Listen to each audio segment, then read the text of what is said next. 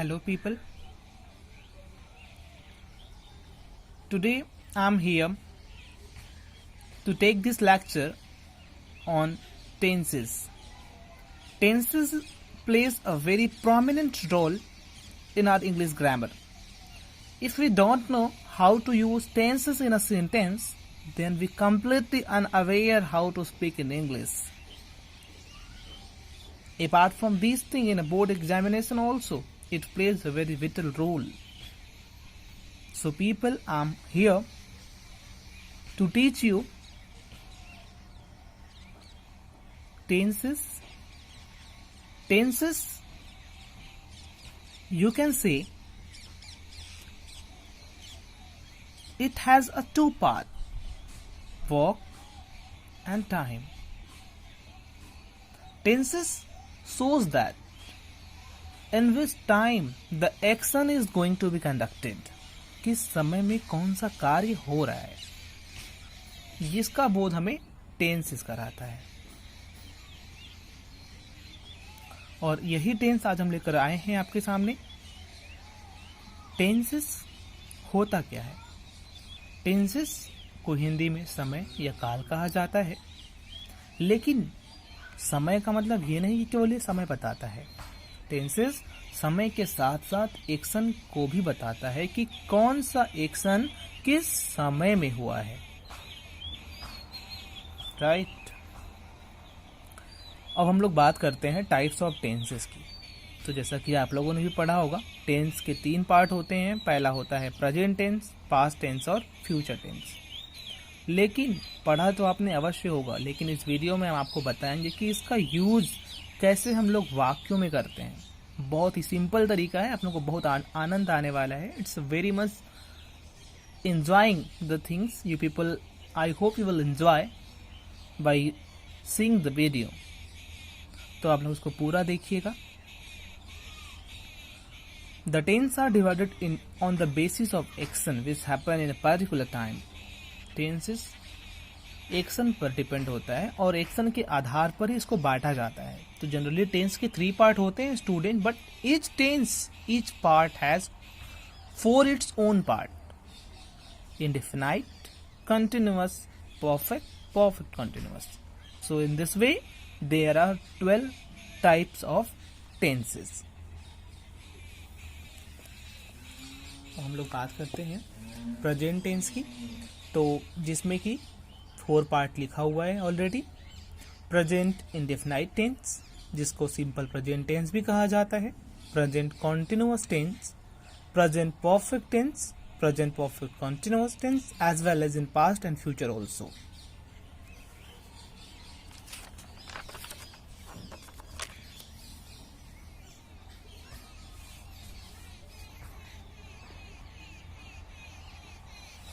Student, in simple present tense, इसमें हम बताने वाले हैं आपको कि इसमें अगर हिंदी में दिया है और हमें उसको कन्वर्ट करना है, ट्रांसलेट करना है इंग्लिश में, तो हम लोग किस प्रकार से करेंगे.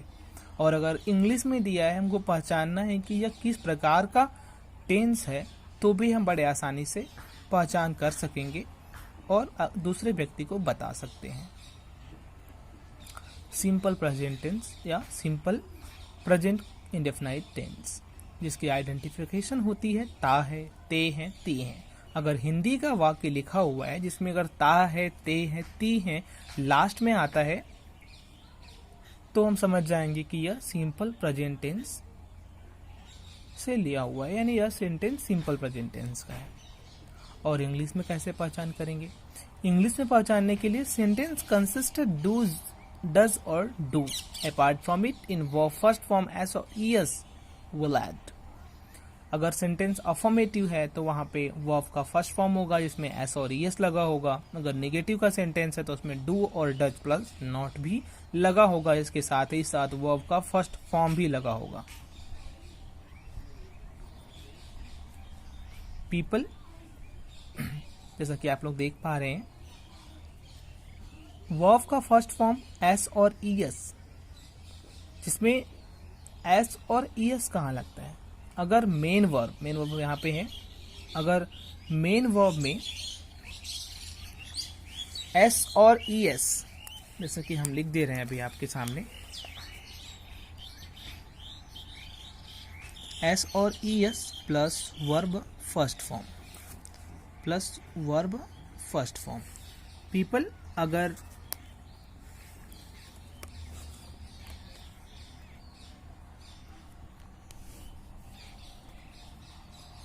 जिस वर्ब का लास्ट लेटर वॉवेल हो वहाँ पे हम लोग ई एस का यूज करते हैं, और जिस वर्ब का लास्ट लेटर कॉन्सोनेंट होता है वहाँ पर हम लोग एस का यूज करते हैं। और ये केवल सिंपल यानी कि सिंगुलर सब्जेक्ट अगर आए तब हम लोग ऐसा यूज करते हैं, लेकिन अगर प्लूरल सब्जेक्ट दिया हुआ है तो उसमें हम लोग केवल मेन वर्ब लगाते हैं।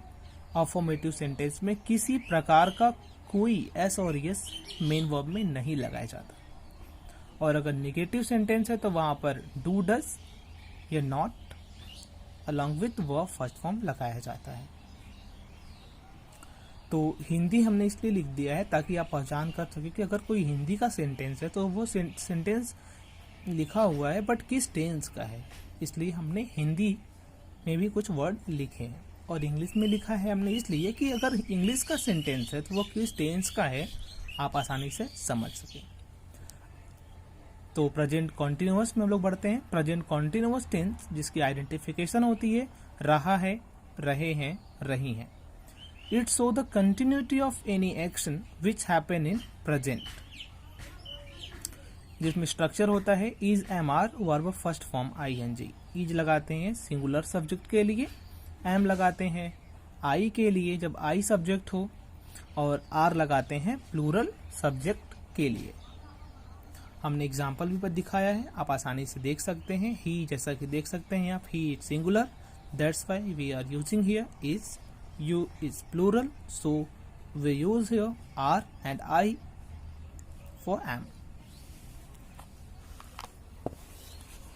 अब हम लोग पढ़ते हैं present perfect tense. In present perfect tense में या है भी आता है, ये हैं भी आती हैं, ई है भी, प्लस चुका है, चुके हैं, चुकी हैं भी इसके पहचान के रूप में दिया होता है सेंटेंस के लास्ट लेटर में।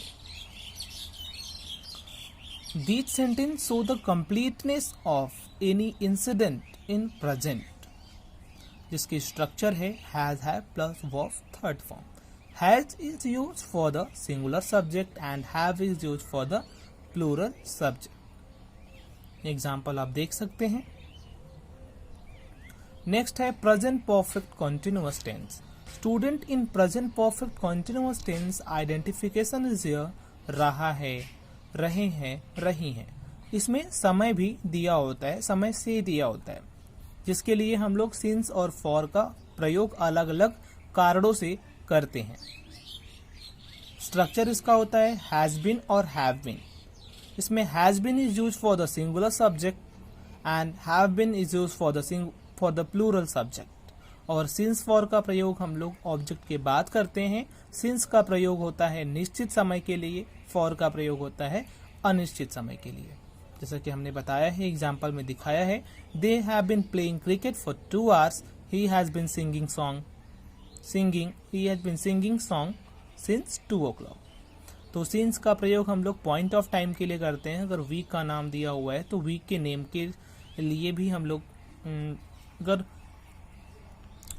2 week, 3 week, 4 week है तो वहाँ पर हम लोग फॉर का यूज करते हैं। बट अगर वीक डे में लिखा हुआ है last week, previous week, next week, तो यहाँ पर हम लोग सिंस का यूज करेंगे। बट अगर वीक का नाम जैसे कि संडे, मंडे, ट्यूसडे, वेडनेसडे इस प्रकार से आया हुआ है तो वहाँ पर हम लोग सिंस का यूज करते हैं। बट अगर 2 week, 3 week, 4 week इस तरह से है तो वहाँ फॉर का यूज करते हैं। उसी तरह since morning, since last week, since 1991 along with mean. इसका मतलब ये है कि यह ईयर के लिए कह रहा है। अगर ईयर में भी इस प्रकार से है, सपोज 2004, 2005, 1996, तो इसके पहले हम लोग सिंस का प्रयोग करते हैं। अब हम देख सकते हैं फॉर के लिए, for is use for the point of time, for 2 years, for a decade, for fortnight etcetera.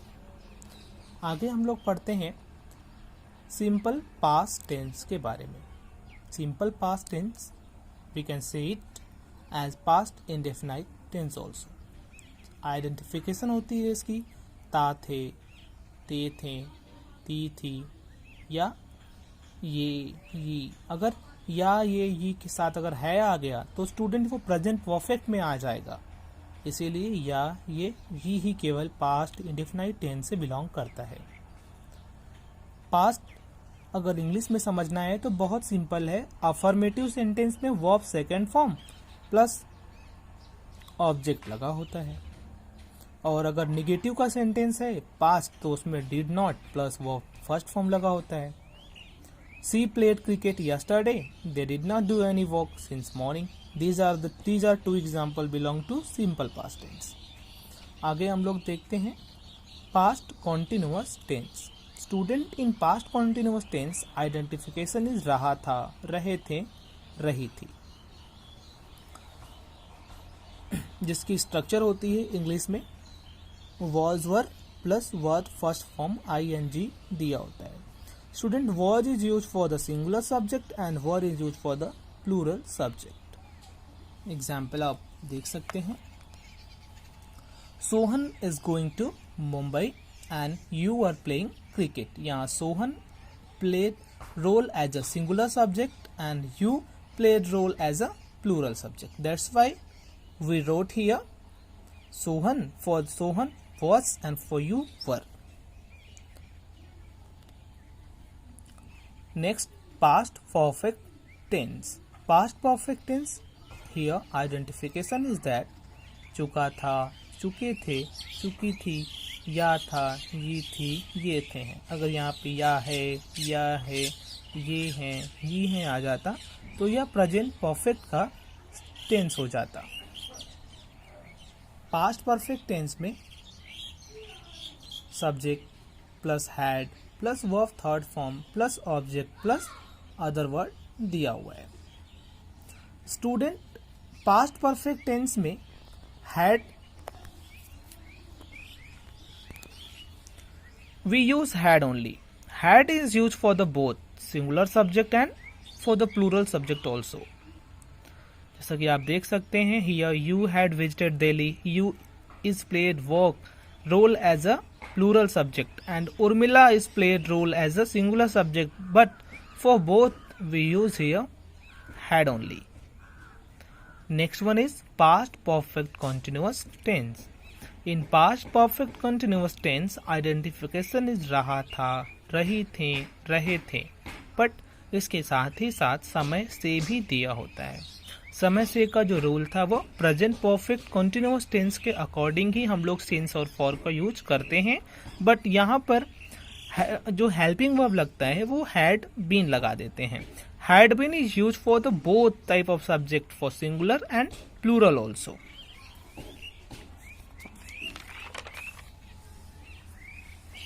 Examples आप देख सकते हैं। Himanshu had been doing his work since 3 o'clock and Shreya had been dancing for 2 hours. These are two examples belong to past perfect continuous tense. Next, future indefinite or simple future tense. Student in simple future indefinite will talk about the things is about to be conducted. जो काम अभी होने वाला है उसके बारे में हम लोग बात करते हैं, जिसकी पहचान होती है गा, गे, गी, बट इन इंग्लिश विल और shall along with verb first form. Example Ram will go to play and we shall play cricket today. Student here shall for shall we always use we and I as a subject, but for will use all the type of subject whether the subject is singular or plural, but only for the I and we will use here shall. Next one is future continuous tense. In future continuous tense, the things continuously happen in future, जिसकी पहचान है रहा होगा, रहे होंगे, रही होंगी। Structure subject will shall plus be लगाते हैं इसमें, विल बी और shall be plus verb first form I N G. जैसा कि हमने पहले ही बताया है कि शैल बी जो है वो आई और वी के साथ लगाते हैं और विल के साथ सभी प्रकार के सब्जेक्ट का प्रयोग करेंगे। नेक्स्ट वन इज एग्जाम्पल है, you will be planning for the next step tomorrow evening. Next one is I shall be going to Mumbai next month. Next tense है फ्यूचर परफेक्ट टेंस, जिसकी पहचान होती है चुका होगा, चुके होंगे, चुकी होंगी। The tense which show the action that is going to be complete in future. जो टेंस फ्यूचर में कंप्लीट होने वाला है उसे फ्यूचर परफेक्ट टेंस कहा जाता है। फ्यूचर परफेक्ट टेंस में विल हैव और shall have as a helping verb use किया जाता है, बट इसमें मेन वर्ब का थर्ड फॉर्म यूज किया जाता है। एग्जाम्पल आप देख रहे हैं, he will have earned a lot of money by 2025. Here earned third form है। We shall have done our graduation till 2020. यहाँ पे done जो third form है, do first, did second form, done is third form. Next and the last, the type of sentence ultimately we'll study about future perfect continuous tense. Identification रहा होगा, रहे होंगे, रही होंगी, बट इसके साथ ही साथ से लगा होता है, जैसा कि हम ऑलरेडी पढ़ चुके हैं पास्ट परफेक्ट कंटिन्यूअस टेंस और प्रेजेंट परफेक्ट कंटिन्यूअस टेंस में।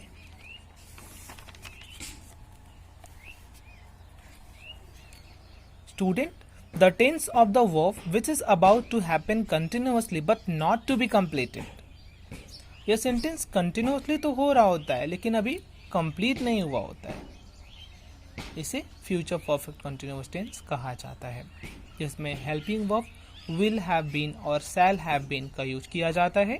वर्ब फर्स्ट फॉर्म होता है और ऑब्जेक्ट के बाद सिंस और फॉर लगाते हैं। सिंस और फॉर का जो प्रयोग है, जैसा कि हम ऑलरेडी पहले किए थे, उसी प्रकार से यहाँ पर भी करते हैं। इन this way I hope you people will like this video, so people kindly share this video and like and subscribe to my channel for upcoming videos. Thanking you and Jai Hind.